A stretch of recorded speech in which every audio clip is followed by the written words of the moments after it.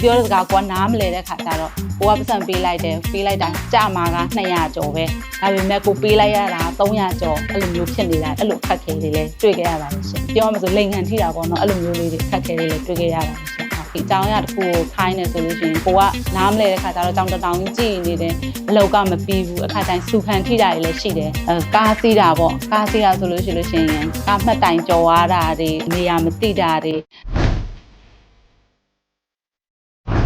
ท่านชูเมียสุค่ะตอนนี้อยู่ที่มหาชัยค่ะที่บ้านหนึ่งไงมิสุวาชิနေတာတော့ဘူမဟာဆိုင်မှာနေတာရှင်ပပဖိုင် online club ကို Facebook ကနေကြည့်နေသိရပါရှင်ပပထိုင်း online club ကိုရွေးချယ်ဖြစ်လိုက်တာကြတော့ဒီတင်တန်းမှာတငယ်ချင်းတက်နေတာဟောအတန်းချိန်တွေကလည်းကိုရွေးချယ်ခြင်းနဲ့အတန်းချိန်ကိုရွေးချယ်လို့ရတယ်ဆရာမတွေကတင်ကြားပြသမှုကောင်းတာတွေရောအဲ့လိုမျိုးတွေတွေ့ရတဲ့ပပထိုင်း online club ကိုရွေးချယ်လိုက်ရတဲ့ဖြစ်ပါတယ်ရှင်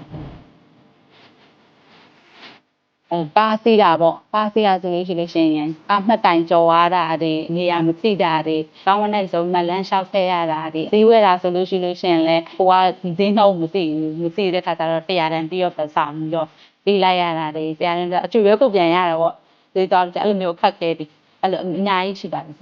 မာကြက်ကြော်ဝယ်တယ်ပေါ့ကြက်ကြော်ဝယ်ဆိုလို့ရှိရင်30တန်ကိုက30တန်နှစ်တုံးပေါ့အဲ့ဆို60ပဲပေးရမယ့်ဥစ္စာကိုက100တန်ပေးလိုက်တော့ကို20ပဲပြန်အမ်းတာတွေအဲ့လိုမျိုးတွေခက်ခဲတွေတွေ့ကြရတာလေရှင်အင်ကြီးအပြင်မှာမဝယ်လို့တက်တော့ကိုစကားမပြောတတ်တဲ့ခါကျတော့ line ကနေမှားတာပေါ့မှားတဲ့ခါကျလို့ရှိရင်ဥပမာ